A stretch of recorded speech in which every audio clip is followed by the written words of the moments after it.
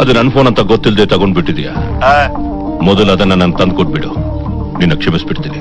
ಅಯ್ಯೋ ಸಾರ್, ಎಷ್ಟು ದೊಡ್ಡದು ಸಾರ್ ನಿಮ್ದು ಮನ್ಸು. ಒಂದ್ ಕೆಲಸ ಮಾಡಿ, ಕ್ಷಮಿಸೋದೇ ಆದ್ರೆ ಫೋನಲ್ಲೇ ಕ್ಷಮಿಸ್ಬಿಡಿ ಸಾರ್. ನೆಟ್ವರ್ಕ್ ಚೆನ್ನಾಗಿದೆ, ನಾನಲ್ಲಿ ಬರೋದು ನನ್ನ ನೆಟ್ವರ್ಕ್ ಹಾಳಾಗೋದು ಯಾಕೆ ಹೇಳಿ? ಬಿಟ್ಬಿಡಿ. ಇಡ್ಲಾ ಸರ್? ಹೇಳಿ ಸರ್. ನನ್ 50 lakhs rupeesನ ನುಂಗ್ ಹಾಕ್ಬಿಟ್ಟಿದ್ಯಾ ನೀನು? ಅದನ್ನು ಬಿಟ್ಟಾಕಿ ಬಾಸ್, ಚಿಕ್ಕ ಮಾಡ್ರು ನೀವೇನ್ ಒಳ್ಳೆ ಮರ್ಯಾದೆಯಾಗಿ ನನ್ ಫೋನ್ 50 ಲಕ್ಷ ರೂಪಾಯಿ ಎರಡು ನಂಗೆ ತಂದು ಕೊಟ್ರೆ ಸರಿ. ಇಲ್ಲ ಅಂದ್ರೆ ಏನ್ ಬಾಸು? ನನ್ ಕಣ್ಣು ಕಾಣಿಸ್ಕೊತಿಲ್ಲ ಅನ್ನೋ ಧೈರ್ಯದ ಮೇಲೆ ಇಷ್ಟೆಲ್ಲ ಮಾತಾಡ್ತಾರೆ.